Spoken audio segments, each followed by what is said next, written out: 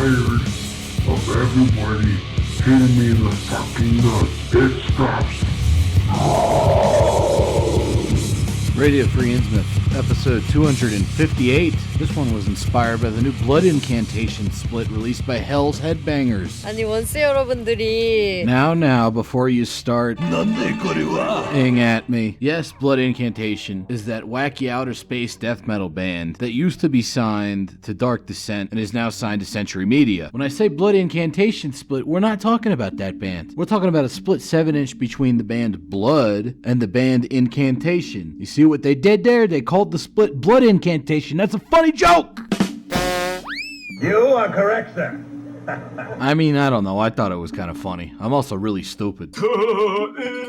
But it occurred to me that joke might be lost on some people, and that's because a lot of people don't know about the blood side of this particular Blood Incantation equation. I mean, Incantation is already a pretty underrated band. Within like the past 10 years, they've started to get some of the recognition they deserve from the death metal community at large. But Blood? Who talks about Blood? I'll tell you who talks about Blood. It's me. I talk about Blood because Blood's one of my favorite bands as far as old school grindcore goes. And I never see them mentioned in the same breath as the other foundational bands like Repulsion or Napalm Death or Carcass, and it's a damn shame. When people do bring them up, they usually just talk about their first album, which, yes, for 1989 is very intense and quite interesting in that even at this very early embryonic stage of their career, they already had their sound pretty much down, which is a very unique sort of black metal inflected kind of grindcore. It's like black metal and grindcore should be war metal, but it's not war metal at all. It's kind of its own thing. Right before this album came out, they were sort of like a goofy noisecore band, according to all reports, but they decided to get serious and become a much darker and more aggressive band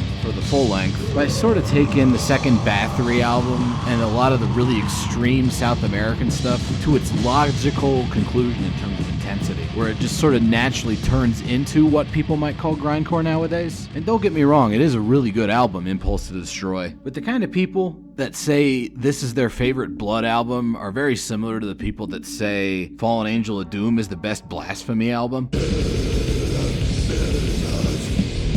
I mean, don't get me wrong, that is a pretty cool album. My left ear enjoys it quite a bit, but you're gonna have a hard time convincing me that first Blasphemy album even holds a candle to something like Blasphemy's second album, Gods of War, which is honestly just much heavier. And it's not just the production that makes it better, the songwriting is a whole lot more interesting. There's way more memorable parts with the riffs. You'd be surprised at all the interesting twists and turns those wacky Canadians could pack into like a 30-second long song. And yet everybody's favorite Blasphemy album is Fallen Angel of Doom. I think it's because of the cover. The same thing's happening with our German boys in Blood, who honestly are definitely a band that you could compare quite a bit to Blasphemy in that they have this fairly well-regarded that's Cobra debut album that is upheld by the masses, much to the neglect of their honestly way better later material. Also, they both play wacky material that sort of toes the line between grindcore, black metal, and death metal. But while you can get your standard Nuclear War Now forum war metal poster to admit that the second Blasphemy album is awesome, Okay, here's the thing, YouTube. you're gonna have a hell of a time finding anybody who has even heard any Blood album after the first one, let alone someone willing to sing the praises of the later material from Blood. It is what it is. At the end of the day, it just gives me more material to do an episode on. Because by the end of this episode, if you're into grindcore at all, you're gonna come away thinking, wow, Blood is amazing. And even if you aren't into grindcore, I bet you by the end of this episode, if you're into any kind of metal at all, you're gonna think that Blood is pretty sick. I guarantee it. Because these guys push grindcore into directions that honestly I haven't heard anybody else even explore. And that really starts in earnest with their second album. Now, even going back to like the mid-80s, certain grindcore bands had a penchant for the slow, atmospheric intro track. Whether it's Repulsion with the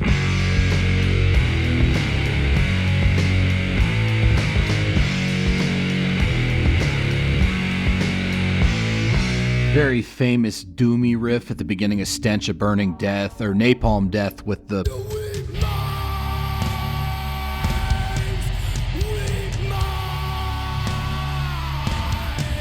Swans-esque no-wave noise collage that leads off from enslavement to obliteration. But in every case, these were just sort of like wacky little one-off experiments. Blood looked at those bands, said, yeah, I see what you did there, that's pretty cool, but then decided to take that concept and integrate it into the meat of their second album in a much more substantial way. A lot of Blood riffs are built off of just 3 or even 2 chords that they then add all sorts of interesting exploratory elements to, like gloomy gothic lead guitar or minimalist keyboard arrangements, coupled with some very exploratory drumming, off-the-wall type percussion even for grindcore, all designed to lead you further down into this maze of riffs they've constructed. We're still based off of those same 2 chords, but they're taking it in all sorts of weird directions. And this kind of stuff might have you wondering, is this even a grindcore album? Well, rest assured it definitely is. Average song length is 1.5 minutes, and there's 20 of them listed on the back of that CD case.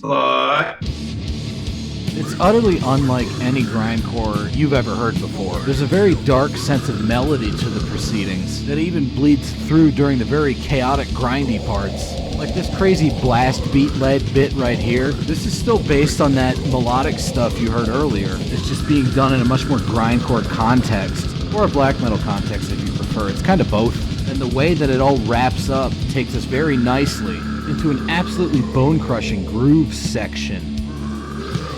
See what I mean? You can get a lot of different songwriting dynamics crammed into a grindcore structure if you try hard enough. And speaking of songwriting dynamics, check this shit out. They're sneaking another creeping melody in, 1 note at a time, in between the chugs. Is this a grindcore album? Or is this some sort of doomy South American chaotic black metal like Mystifier? Again, it's kind of both, and that's what makes Blood such an interesting band. So that second album was pretty much the start of what I would consider the modern Blood sound for me. It's still a bit of an outlier because they had a different vocalist in their first album, and then the original vocalist comes back for their third album, O Agios Pethane. And not only is this third Blood album maybe the best Blood album, it's honestly just one of the best grindcore albums of all time. It does a lot of really clever work with pairs of disparate riffs that get matched up.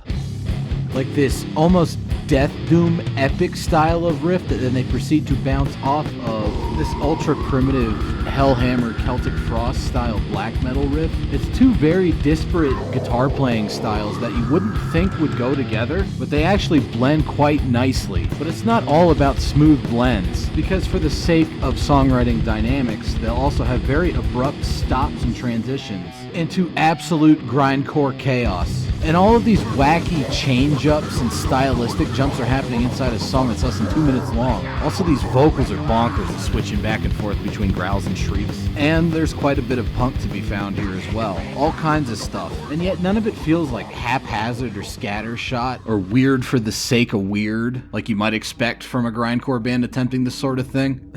Exit 13. The brutal truth. Sorry, I got some kind of respiratory infection, I think. A lot of those cool groove riffs that first showed up on their second album make a return appearance here as well. Funnily enough, this often happens at the beginning of the song instead of in a place where you usually expect a breakdown to be. So that just gives them more opportunities to layer on some of those weird spooky guitar leads before becoming agents of grindcore chaos. Come on, say the N-word. But despite all of the chaos, all of these musicians are actually incredibly precise. It's not really sloppy at all. And this comes out very effectively when they decide to take those same riffs and then play them slower. You realize they were hitting all these notes back there in that fast part. So subtle you might not have even noticed, but your brain did. And speaking of slowing things down, how about a nice doomy death metal riff that of course is gonna end up going Full retard. with the super fast grindcore shit that, as we discussed earlier, isn't actually that retarded. Fast and chaotic, yes. Noisy and sloppy, no. And to prove my point, check out the counterpoint riff that comes up after this brief little drum interlude. Nestled within this spooky sort of blackened grindcore riff is a very clever inversion of the main chord sequence from earlier in the song. And that is how you again take a song that's like 2 minutes long and make it like a fully worked out piece of music rather than just a fragment. We call that grindcore time dilation. Speaking of time, even back in the 90s, it kept on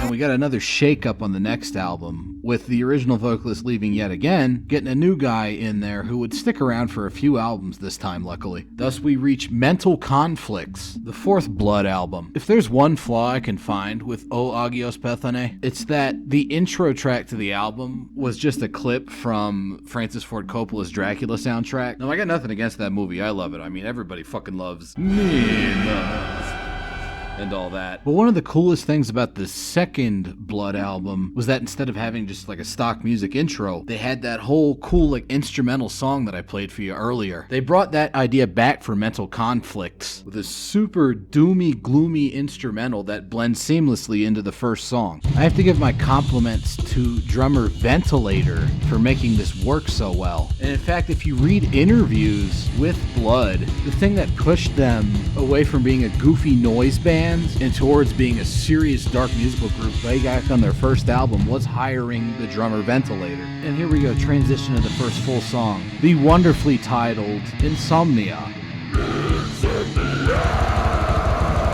And as you can tell from both that song title and the album's cover, which features like a hidden camera inside someone's mouth while they're at the dentist, the lyrical topics have moved away from like the gore-soaked satanic and apocalyptic themes of the prior Blood album towards more of the horror found in everyday life, albeit viewed through the same dark mystical lens that has always defined Blood's lyrical content. This sort of approach to writing lyrics is probably best typified by the song Toothache, which features the lyrics, "You'll see the dentist no matter who you are. Would you like an injection? The fear is familiar. If poor, if rich, if old, if young, if weak, if strong, you will all be the same. Open wide your mouth, 3 fillings or 4. Rinse out your mouth, spittle red of blood. You see, you'll get toothache." For some reason that always stuck with me. It's kind of a... No one ever wins. No one finally loses, except the dead. Under the sun, they rot together with absolute biological equality. Esque existential statement, but couched in a very mundane everyday occurrence, which I think actually lends it its own special vision of nihilistic terror. And that's part of what makes Blood such an interesting band. They're incredibly dark in ways that you might not expect. So this new version of Blood did 3 great albums after Mental Conflicts, the final of which, Dicengelium, is my favorite. And in fact, it's pretty much tied with O Agios Pethane as far as being my favorite Blood album goes. When it comes to dark nihilistic terror, this is the album that probably dips into that atmosphere the most for me. I mean, just listen to that church bell. I know a certain little somebody in Casper's happy. Fuck you. And check this out, gothic female vocals matching the melodic lead guitar line. Not something you'd expect on a standard grindcore album, but Blood is anything but your standard grindcore band. Also really like the spooky noise collage here, very effective use of samples, and a very effective build-up to what is probably Blood's darkest album ever written.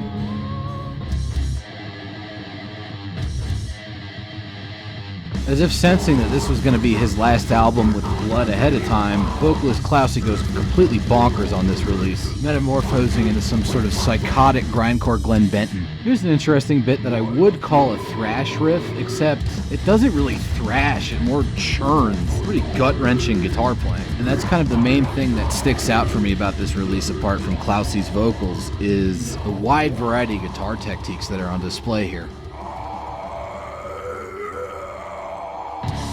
Check this out, using a whammy bar in tandem with the lowest notes possible on the guitar. Not something you hear every day. Usually people save that shit for making wacky Slayer noises and solos, not Blood. I also really like the clever arrangement of vocal cadences in conjunction with the guitar here, where he mimics that low growly noise of the bent guitar strings with his vocals, using a simple one-word repeated phrase. This whole song gives me big seance vibes, specifically their second album, Salt Rubbed Eyes. And if you've listened to and or watched RFI episode 118 about seance, you would know I really like stuff like that. Other stuff I like, Arlie Ermey's performance in Full Metal Jacket, and apparently so did Blood, because they use him as a sample in the song Worm Body. You will not laugh. You will not cry.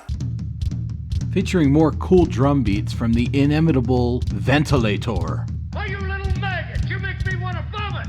And some dank, as always, Celtic Frost style, ultra primitive first wave of black metal type riffs that suit the very odd guitar sound perfectly. And more of that very clever placement of rhythmic vocals from Klausi. And some cool opportunities for that bass tone to shine. Maybe that's where the seance vibes are coming from.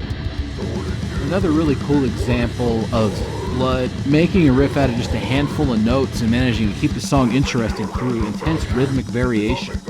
At this point in their career, the gaps between albums in terms of years had already been widening. I think a lot of it had to do with just how thoroughly thought out and mathematically precise their songwriting was, but they might also just had to work day jobs. You know, they're getting older. Like in the early 90s, you got a new Blood album pretty much every year for a while, but in the Klausi era, you go from 2 years between albums to 3 years between albums to 4 years between albums, and after Dysengelium, it took us 14 years to get a new album. It took 12 years to make. So obviously a gap like that marks another new era of Blood. In this one, interestingly enough, the original vocalist Martin Witchskinner is back in the band, but we also have an original guitarist from back in their demo days rejoining the band after having never played on any full-length albums. Is Blood's Inferno a return to form? Let's find out. Perhaps unsurprisingly, it's another old-time banger from Blood, from the top on down! Such a brave statement! Such a brave stance you took! In interviews, members of Blood have mentioned that despite the fact they play this sort of black metal grindcore stuff, they mostly listen to death metal, specifically old school death metal.